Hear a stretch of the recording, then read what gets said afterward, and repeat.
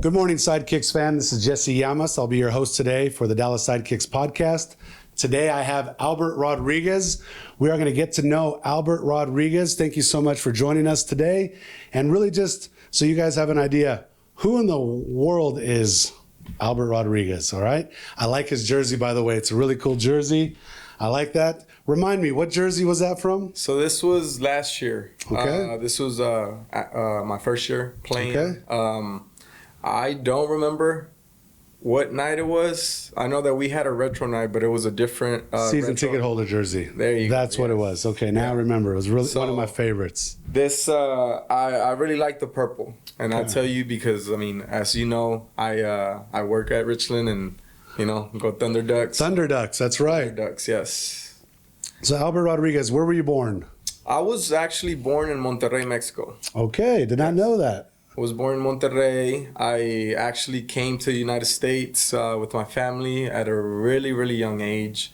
And I grew up in Oak Cliff, Texas. Okay. Dallas. The OC. OC, yes. So you grew up, so obviously both of your parents are from Monterrey? Yes. Okay, Monterrey, Mexico. Came here, Rayados Tigres?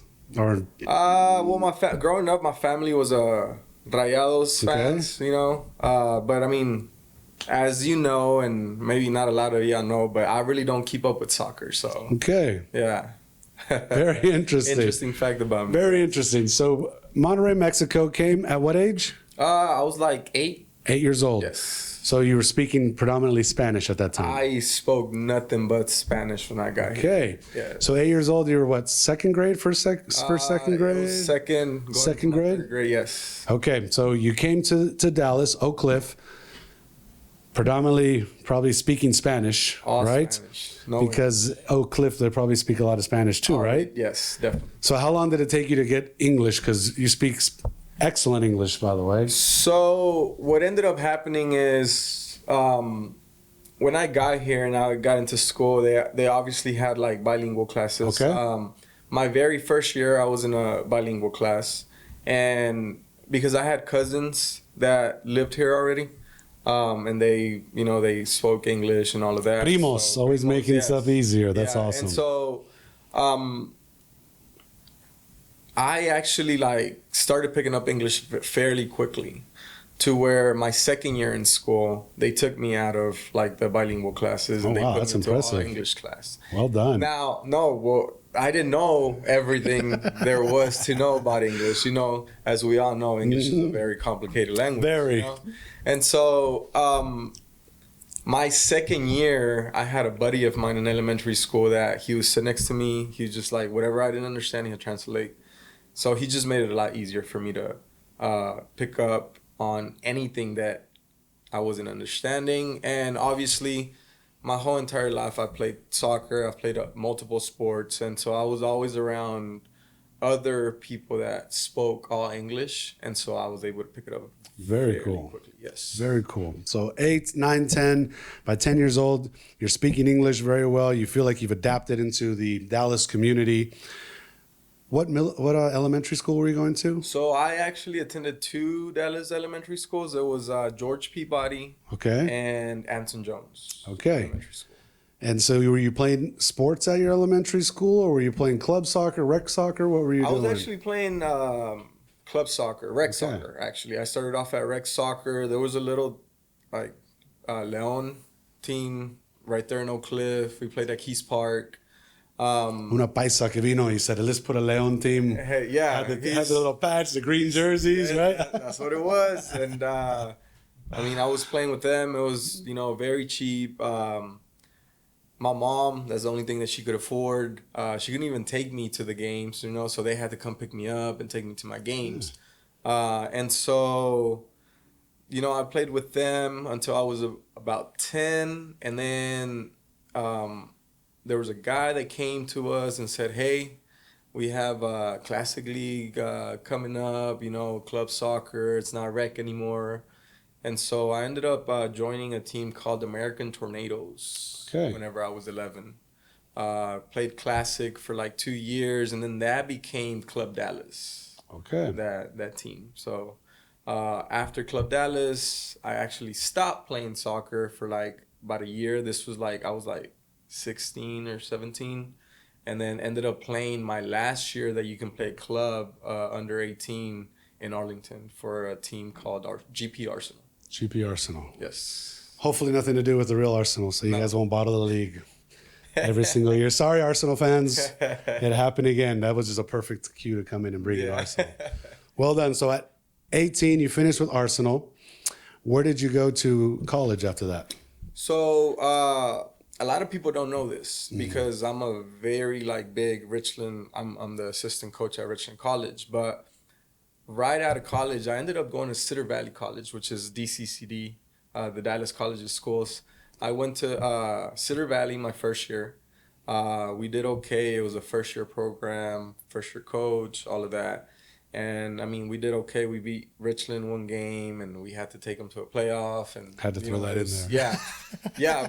But I mean, it was like something big because I mean, Richland's always been a powerhouse, right? And so, right after that season, the coach left, and then I had other friends that were graduating high school, and they were gonna go to Richland.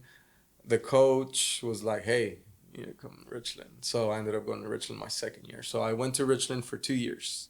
For 1 year, Cedar Valley, then Richland. Play there, win national championship there. Congratulations. Thank you. But, I was young and I wasn't really into school. And so I just dropped out. I dropped out. Okay. I stopped going to school. I tried to continue part-time. And it wasn't working out, and so I just started working. Okay. So I started working any construction job that I could. I ended up becoming a maintenance guy at an apartment complex for about 8 years. Just hard work, and I wasn't enjoying it. I was like, I don't want to do this for the rest of my life. I don't want to work hard like this for the rest of this hard labor. Like I was having to be on call every other weekend, and if they called me at 2 a.m, I had to go fix whatever it is the problem was at the apartment. So I was like, I don't want to do this.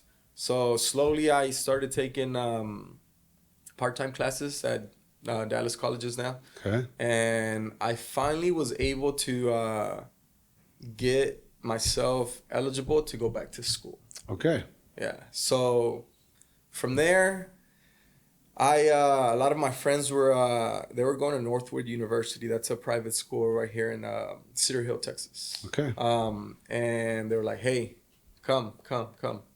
And so I ended up going there for 1 year. I got eligible. I didn't play the year. I just had to sit out and pass all my classes, get eligible to play. And at the end of that year, the school closed down. Are you serious? The school closed down, yes. And before you finish that part of the story, during those 8 years as a maintenance manager, were you playing in local leagues? Yeah. Okay, so you kept in shape and did all that? I mean, and it wasn't like, it's nothing competitive. Right. It's just like Sunday league. On Sundays, I'll go out and play every once in a while. Like, there was time spans where I would go and do a whole season. Okay. Like Sundays, every Sunday at this time, I would go play. Gotcha. But then there was a point in time where I just didn't really keep up, and I was like, hit or miss. Like I wasn't really in shape. Gotcha. Yeah. At any of this time, were you playing any indoor soccer? There was a point in time where I did. Okay. I actually played indoor with they would call it a semi-pro indoor team, which was Vitesse Dallas. Okay. And this was back in 2012. 2012? Yes. So is 2012 before your school closed down, or is this right around the same time? Yeah, it's before. Right before? Yes. Okay. So 2012, you're playing with Vitesse, and then you made yourself eligible to go back to school after that? Yes. Okay. I did. So let's take us back to the Vitesse age then, I guess, since that's before. Okay. So you're playing, how many years did you play with Vitesse? I think it was like 3 years, and it wasn't like very consistent. With me, I was like I said, I wasn't very consistent with soccer. Whenever I was just working, I mean, working was my first priority. I was trying to pay bills. I was trying to, make money. And so, they'd be like, "Hey, we have a game. Can you show up?" Yeah, I'll show up. I just would never go to practice. Right. Because they would practice, I have to work. I can't go to practice. So. Right. So it was just hit or miss. There was one season where one of the seasons, and I think we won like nationals for the semi-pro league that we played in. Another national championship. Congratulations. Well done. You.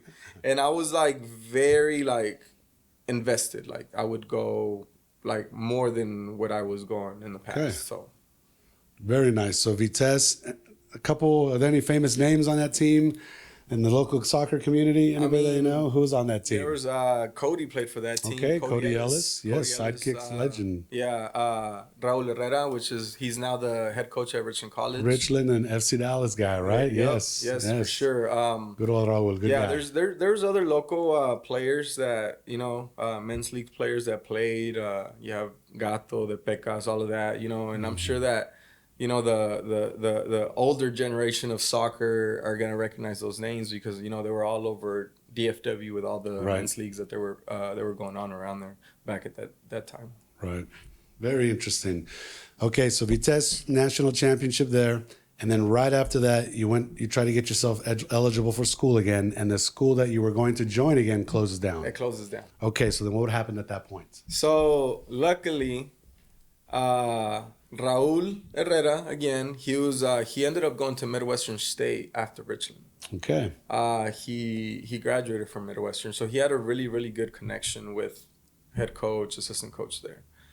So he just said, "Hey, I have a player. He's eligible. You just need to pay for his school." And so they reach out, "Hey, come here. You know, you don't have to worry about anything. Just play soccer, get your school done, and you know you're gonna be good over here." So I ended up going to Midwestern State. Wichita Falls, right? Wichita Falls, Texas, yes. Which there's no falls, right? There's a small little falls. It's not big at all. So, right. And I think it's man-made, and it's just like, so yeah. So yeah, there's no falls. Do we have a picture of it? Can you pull that out? Let's see. Let's see if there's an actual Wichita Falls. Yeah, it's just... Let's see. Wichita Falls. We're going to pull it up. Okay, so this is man-made. That's a man-made falls, yeah, right there. That is awesome. Yeah, and it doesn't look like this anymore, I don't think. You know, I don't think a lot of people kept up with it, so. Okay, so it's falling apart a little bit. But great town, great school, great soccer program. Who was your coach? So Doug Elder was the head coach, and Michael Meacham was the assistant coach at the time. Is Doug Elder related to the other Elder that's here? Yes, so the brothers. Jimmy Elder and Doug Elder. The soccer mafia, I guess. They're actually brothers. And this is... Let me just tell you how small the soccer world is. Before I ended up going to Midwestern State, I was actually working for Doug Elder's brother, Jimmy Elder, who has a company which is Soccer Innovations. Okay, yes. They were Sidekick sponsor, I think, at some point. I ran into his son, actually, our very first game. There's a picture of us together, like celebrating together after the game. Okay. Yes. That was after our home opener. Yes. Gotcha. Yes, okay. sure. Very cool. What a small world it is. Super small soccer world. That's why I tell my son plays soccer. I'm like, hey, you got to be nice to every single coach, no matter if you agree with them, if you don't agree with them, because they know somebody that knows somebody. Because it's a massive sport worldwide, but such a small community. Yes. Everyone knows everyone. Everybody is connected. Exactly. Everybody's connected. Yes. Oh yeah, because so I told him, like, a D3 coach could all of a sudden become a D1 coach, or a D1 coach can become a D2, and if you didn't have a good relationship, it just carries over. So be respectful no matter what. He's going through that process right now of talking to all the coaches, and I'm like, even if you don't want to go there, you just got to say thank you so much. I'll keep the school in mind. Keep the doors open, because you never know. Sure. You never know. You never know, exactly. And then one of those coaches or the assistant coach from there might become a D1 coach somewhere else. And, right. Oh, I remember this kid over here. Mm-hmm. Let me put him over here. So, yeah, for sure. Small world. So you went to Midwestern State. How was your season there? Played 2 seasons. My very first season, it was a shock to my body. Okay. Right? Because I was already, at this time, whenever I went to Midwestern, I was already 26. Okay. All right. And I hadn't had any type of like real preseason or competitive soccer in me since I was at Richland, which that one was at 2005. Right. Right. And so my very first season, I struggled going through preseason. My body was just like, hey, what are you doing? Like, what are you doing to me? Like, it was a shock. It was in shock. I remember when we were doing two-a-days, we'd practice in the morning. I wouldn't eat anything. I'd just go back to the house. I'd fall asleep, wake up, drink a lot of water, and go back to practice. So That's all I was doing. you were working your tail off. Oh, we got a picture of you. Look at that guy. There you go. Yeah. Look at that guy. There he is. Yeah. See, these are pictures from my second year. Okay. I look a little bit heavier now because I lost a lot of weight that first year. If you see, that's from the first year right there. Oh my goodness! Look at that guy. Yeah, they shaved my head and everything. Like, you know. Very cool. First team All-America. Look at that. That was my second year. Okay. My first year, I struggled a little bit. They were playing more of a 4-4-2 formation, and I was more of a second forward kind of 10. And it was very hard for me because I was always used to playing as a 9. Gotcha. You know, like my whole entire career that I was older, like I was always a 9, you know? And playing that position, there was a lot of running. If you don't know this, but Midwestern back in the day, it was known for their fitness levels. No school could keep up with them. And so my very first year, I struggled. I had 5 goals, I think, that first year. Didn't really like the position that I was playing, but it was my first year. Whatever the coach asked of me, I did. Right. You know, I didn't complain. I've always been that type of player. If they ask me to play something, I'm not gonna question it. I'm gonna do my best to try the best that I can. And then second year, I go into the office. I have a meeting because the head coach that was there, Doug Elder, he retired, so Meacham took over as head coach. Gotcha. And so I went into the office and I told him, Meach, I need to play 9. I want to play 9. I don't want to play the position that I'm playing. Yes, I'm a forward, and but this is more of a 10, situation that I'm doing right now. And so, they tried me as 9, and I ended up with like 18 goals, 5 assists the second year. We made it to the, I think it was a Sweet 16 national tournament. Got All-American, and so it was a lot better second year than the first one. So very nice. Yes. Well done. Congratulations. So 05 was where you started with Richland. Yes. Oh, well, that was Cedar Valley, 05. Cedar Valley 05, and then we spring forward to 2013? No, this was in 2000. Midwestern was 2014 and 15. 14, 15. Those 2 Okay. years, yes. Was Vic Moore there yet? Vic Moore had just left. Had just left. Yes. Okay. Vic Moore had just left. Okay, because he was another person that had told me about the crazy fitness that they would do at for Midwestern sure. State. Like, it's famous for how much running. Were you with this young man, the Guzman? Were you guys playing Flavio? That was my roommate. Okay, that was your roommate. All Me right. and Flavio, we were roommates at Midwestern for 3 years, actually. Very cool. So the Sidekicks have a strong Midwestern State, I guess, story always coming with players. Look at this. Vic Moore, Flavio, you. Who else? Fernando Garza. Okay, Fernando Garza. That's right. State as well. Yes. There's a good old Fernando. When you get a chance, ask him about his first captain's practice, how it went. Okay, That's I will. A good story. That's a good story. It is a good story. I may never tell that story though. Yes. I like it. Clint Ritter too, right? I guess. Yeah. Was also Midwestern State. Wow. I didn't realize how many we had from Midwestern State. When you think about it, other than SMU here in Dallas, in the past, Midwestern was probably the second best soccer program that was in D1 around the area. Right. Because I think UTD, I think now is D2. They're about to be next year. To be, right? Yeah. Yes.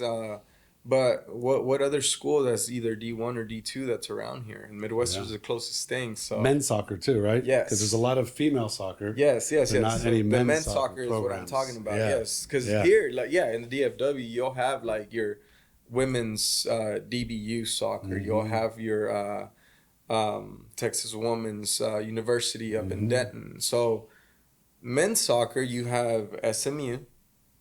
Locally, you have, your local Dallas colleges, but when you think about Dallas colleges, you talk about, you know, the success that Richland has had. Right. You have Richland, and then you have Midwestern State, which is about 2 hours away. So, I mean, it's a very, like, easy... That's an easy drive over there, and it's sure. easy for a lot of the DFW talent to go over there. Yes. Okay. We see what you do in Midwestern States, hanging out close enough, but not in the Metroplex. So then you finished Midwestern States, and then how did you get involved with Richland College? So it wasn't right away that I got involved. Whenever I finished at Midwestern, because I had transferred from a business private school to a public school. I was still a year behind after I finished playing soccer, so I had to stay there an extra year. And what did you major in? My major was criminal justice with a minor in business. Okay. Yes. And so what ended up happening was I needed a whole other year for me to finish school. So I stayed in Wichita Falls, helped out, you know. I had small jobs here and there with the YMCA. I was helping at a local private school as well. And so once I graduated, I came back.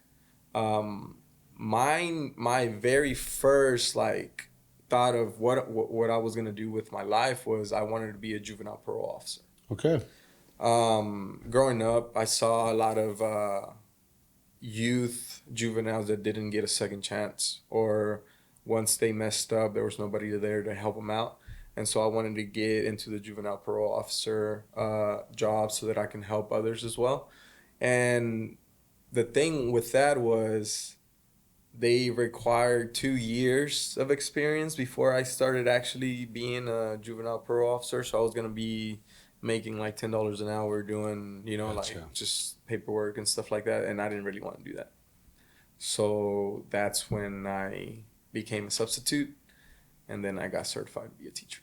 Very cool. So yeah. That's very impressive that you want to help out, you know, the youth. You know, you see a lot of kiddos, to your point, get in trouble one time and no one is supporting them.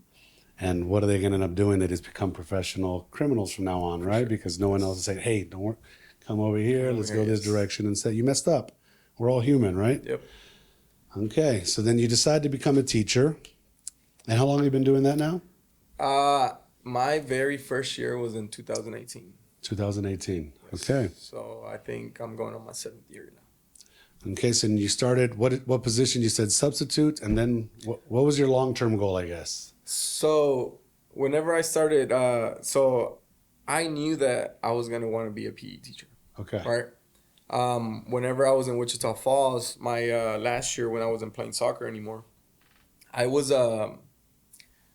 working for a private school. So what they were doing was the PE department was offering different classes that counted as PE credits. Okay. And so I was doing the soccer class there for like pre-K all the way to 12th grade, because it was one private school for all grades. And I was like, in the back of my mind, I was like, hey, this is something that I would want to do. Because there'd be times where I would collaborate with the PE teacher and we'd just run class together. And so whenever I said, hey, I'm going to be a teacher, I was like, I'm going to be a PE teacher. But the thing was, I wasn't certified yet. So I had a buddy of mine, his name's Tito Salas. He works for Dallas ISD. He was assistant principal at Conrad High School at the time. And they were like, hey, I can get you in. I have a position open, but I don't know if you're going to like it. And I was like, man, I'll do whatever. I got it. So the position was theater arts. Okay. So I, for a whole year, I did theater arts. I got my PE certification. I passed my teacher test and all of that. And right after that, I got my first PE job at Longfellow Middle School in Dallas. Okay. It's fascinating how so many classes, or so many different subjects, I mean, theater arts, PE, math, they all have so many similarities people don't realize. They're different, but then they're similar the same way, because you got to figure out how to get to or reach the students, just like coaching, right? You've got 26 different personalities, and you've got to make them all work, and be interested in the topics that you're presenting. For sure. Because all it takes is a group of 4 or 5 to take the whole group in that direction, and you're done, right? So how do we keep them always, and it's always evolving, right? It's Always. always, You're always learning. always. So one of my a very good mentor of mine, whenever I started teaching, she always told me this. She was like, "You're always going to be a student of education." Yep. So you have to keep an open mind, growth mindset, and that's how you're going to be successful at what you're trying to do. 100%. I could not agree more. It's one of the most fascinating things is coaching, teaching, inspiring others to improve their lives. And at the same time, you're like, if I can improve that 1% every day because I'm learning from you all, then we're in the perfect position, right? Then we're all growing. Yes. Okay. What point in your life, Albert, I know you probably had some difficult moments. What was one that really stuck out in your mind and said, hey, I'm either going to go this direction or I'm going to go that direction, but I know I'm going to go one of these two, and this is going to be a big crossroads, and I can either be successful, and we all know that there's no such thing as failure. It's just learning. But at what point did you say, okay, I'm going to go in this direction. It's going to be one of the biggest risks, but the reward is going to be awesome. And if it doesn't happen, that's okay because I'll continue learning. What point in your life did that happen? I'll start with this. Growing up, I had a very rough childhood. And the reason why I say that is because single mom, right? I think I've met my dad once when I was younger. I have 3 siblings, a younger brother, 2 younger sisters. And we really didn't have much money, right? And so I was the oldest. And so I was the one that always had to take care of them because my mom was always working. And growing up in Oak Cliff, at that time, if you were in the streets, you're in the streets, right? A lot of drugs, gangs, violence, all of that. It's not like it is now. It's gotten a lot better. There was a point in time in my life, and not many people know this story. I was probably about 18. I had just graduated high school. I'm out with a friend. We're going to a club, like a nightclub. We're at the nightclub, everything just normal, you're just hanging out with friends and stuff. And, he's like, hey, let's go to an after party. We get in this car. It was him driving. And then one of his friends was in the passenger seat and I was in the back seat. We're leaving the club. Nothing happened. There was no altercations, none of that.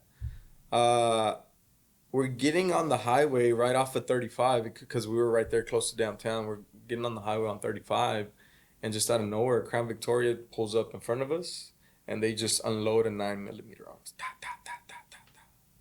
Oh, wow. And, the car stopped working. Nobody was hurt. Nobody was injured. I was in the back. In the beginning, I thought it was just like somebody playing around with a paintball gun because I think they shot out the radiator and radiator fluid splashed on the window, so I was thinking it was a paintball gun. It wasn't until after everything had happened, the car wasn't working, that it was real. I was like, what am I doing? Why am I hanging out? Why am I doing this? And so at that time, at that point in time, I was just like, I need to do something better with my life. I need to be able to, educate myself. I need to do better for me and my family. So it was at that time where it changed my life, because looking back and looking at that car, my life could have ended right there and then. Right. So, what an analogy, huh? Yeah. You look at that car and that could have been, it's, wow, to even be shot at. That's crazy. Yeah. And to your point, at that time, you were probably like, this is a dream. What's even happening? Oh, they're messing around. And then once it all just kind of hits you. It hits you, yeah. It hits you all at one time. And, good for you that you were able to come to that crossroads at such a young age and say, I'm going to change and go in a different direction. And I bet your friend circle changed real quick, didn't it? Oh, for sure. For sure. I stopped going out. I was working more.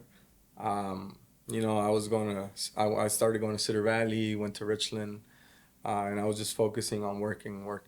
So it's just the people I still keep in touch, but I just don't hang out with them as much or at all like I did, because those were my high school friends. Right. They're the people that I grew up with. Right. So. Kind of began to shape and mold who you became, right? Yeah, and sure. Now that you're older and you say, hey, young Albert, are you happy with the decision that you made? I am. I really am. I enjoy I enjoy my job.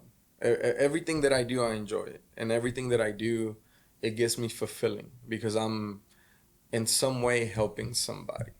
Right? I told you I was trying to go into to be a juvenile parole officer to help juveniles. I mean, now I can touch 680 kids which come to my school and they all come to my class, and I can just talk to them and tell them like, hey, this is what you have to do. This is what we have to do. Because I see myself in those kids. Right. You know, I grew up in that same neighborhood. That's why I teach where I teach.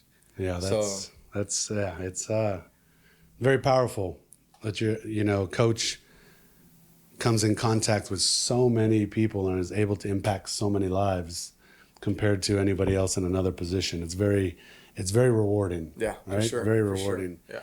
And to see yourself in the kiddos, like, I put myself in a 9-year-old shoes every time I see the Sidekicks games and I see the kids out there going, oh my goodness. And it's like, it's very possible for you don't have to be a player. You can be social media, you can be front office, tickets, general manager. There's other options in sports if you love sports, Sure. Or a teacher. There's so many different things and you can impact lives every single day. Very powerful. It's very awesome to see that what you have done and how you had goals and how you went through different challenges to now get to where you are now. And will you want to remain a PE teacher, or are you looking to become a principal, assistant principal one day? Is there other goals to keep moving up, or you want to stay there and really impact all these lives? So right now, I love what I'm doing. Okay. Right? Because even at Richland, like I played at Richland, now I'm coaching at Richland, so I see myself in those athletes, right? With Sidekicks, right? I was once young and I went to a Sidekicks games. I used to go to Sidekicks games, and so, it's the same thing with every single thing that I do right now, right? I feel like I'm helping somebody somehow, right? And so right now, I think maybe for the next 4 to 5 years, yes, I want to stay where I'm at, right? I have thought about, maybe I can become an athletic director, right? At some point at a middle school or at a high school, right? That's something that I would want to do in the future. I'm always asked, are you ever going to be a head coach at a college somewhere? And it goes through my head, but right now I love what I'm doing. I love the three careers that I have. I love every single one of them. So, and I'm happy with them. There's no stress. I'm not unhappy. I never wake up and say, I don't want to do this. I'm not ready to go to work. No. It's a good place to be, man. Yep, it's a good place to be. Yes. So at one point in your career, you started playing outdoor for the North Texas Rayados, correct? Yes. How long did you play with them? Since they started until their last run in Open Cup. Okay, because that was the Open Cup. Did you guys end up playing against an MLS team? Yeah. Okay. Yes. So that all started from, we used to play men's leagues, right? And so we were tired of winning, Sunday leagues. We wanted a little bit more of a challenge. What ended up happening is the North Texas League was the good league, in Dallas. So like, hey, like if you want to compete, you got to get there, you got to go play there.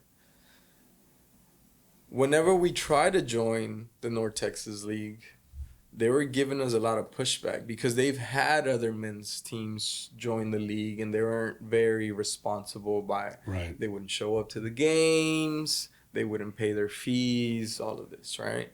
And so somebody finally got a word in and got us in, but they were trying to put us in Division 3.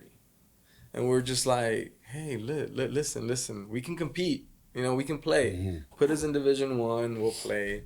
So they ended up putting us in Division 1. We ended up winning the championship. So that's how North Texas Rayados started. Okay. By playing in North Texas. And then, more and more success came. We're winning the league. And then, hey, Open Cup. Something new, right? Something more competitive. So our very first year, our very first game of Open Cup, I think it was against El Paso Patriots. Okay. I don't think they no longer have that team. No, they changed their name to something else, and I think now all transitioned into the locomotive, right? I think they Yes. eventually got out of the And Patriots. so we went down there. We lost. You know, they're a real good team. The thing with us was, as a men's league team, we didn't practice. Yeah, there you are. Yeah, we didn't practice. So, you know, like it was a bunch of players who would go to work and then just show up to play, right? So every year it got better, right? Our second year, we go down and play Austin Aztecs. They beat us, all right? Our third year, we lose to Laredo Heat. And then it wasn't until the, like, later years, I remember we beat Austin Aztecs at their place. Okay. And that's the year that they won their league. We ended up going to San Antonio and played the Scorpions at the time. Okay. And we were up 2-0 at half with them. They made 2 subs though at halftime, and they showed us up. We ended up losing like 4-2. Right. And then Was Moises Hernandez playing for them at the time? No, he wasn't. He wasn't yet. He came in later? Yes, he came in later. Yes. And then our following year was our big run where we played Oklahoma City Energy at Richland, and we beat them. Okay. And then we played another what's the league that they play in? USL? Another USL team, and we beat them. And then we ended up going to Houston, play at their stadium against actual Houston Dynamo. Houston Dynamo. Yeah. How'd that one go? 3-0, I think. 3-0? Yeah, it was 0-0 at half. It was So the fitness kicked in maybe at second half. That's for sure. to your point, not being able to train every day. Yeah, Yes. it makes that's the difference. does make a difference. Yeah, It makes a massive difference. So yeah, that's how that started, and I mean, it was a very successful run. I mean, a lot of local players. Cody played on that team. Mike Jones played on that team. Fernando Garza, Raul Herrera, just local, Yeah, local. Good team. Local guys playing, just for a men's team that, they were trying to put a little bit of pressure on other teams that, they actually practice, that actually play. So, yeah, it's something to come up with a run like that. That's so impressive that, like you said, not training every day to go against someone that's training every day. To even give them a little bit of a competition is an impressive thing. Sure. So, are you at all into the NBA? Yeah. For sure, Mavericks fan. Mavericks fan. My whole life, yes. Man, we can't tell how bad they made the Timberwolves look last night. They did so good. They killed them. It feels good. What's your prediction? Celtics, Mavs. Oh, I have to go with the Mavericks. How many games? What's it going to happen? I mean, it's going to be a good series, but Mavs in 6. Mavs in 6. Yes, okay, sure. so 4-2. Yes, for okay, sure. It's going to be a good one. I got to root for the Mavericks. I mean, I was there for the 2011 championship, and hopefully we get another one in 2020. I mean, what a way to win it. I mean, Dirk, they were the underdogs, right? Against a super team like Miami. Hey, this year, nobody was really expecting the Mavericks to do anything. At all. And then they made that trade, and what a good trade. They made some good moves, so, right? And like I said, Luka deserves it. He's been... Yeah, last night when he was just pulling up and hitting those threes like nothing, it looked like he was playing rec ball, and he was just having a good time, and everything he threw up was going in. And that's his game. That's his game. Like, it's like he makes shots that you're not even like, what are you doing? But what are you gonna tell a guy like that, right? Right. Let him play. Let him do his thing. Kyrie just comes in and does his thing. I didn't realize how fast he was. When I would see him penetrate that lane, I'm like, who the hell is that? It's Kyrie. It's crazy. Best handler in the league. Man. And he's what, 31, 32? Yep, so he's got a ways to go. It's good. Sure. They can build a really good dominant franchise, especially with those twin towers that they have. Lively, is it Lively and Gofford? Is it Gofford? Yes. There, yeah. Every time they penetrate, they just throw it up. You just see these guys coming in. Bam! They got hot at the right time. I'll tell you that. And I like the moves that they made because it actually did push them over that, ceiling that they had, not having those players. So yeah, exciting times because if you just put everything on Kyrie's and Luka's shoulders, they can do it. But eventually a team will double team them. But these other people have stepped up. Some no names that you don't even know, like this Washington kid. I already mentioned the Lively and the Gofford, and then there's the Hardaway.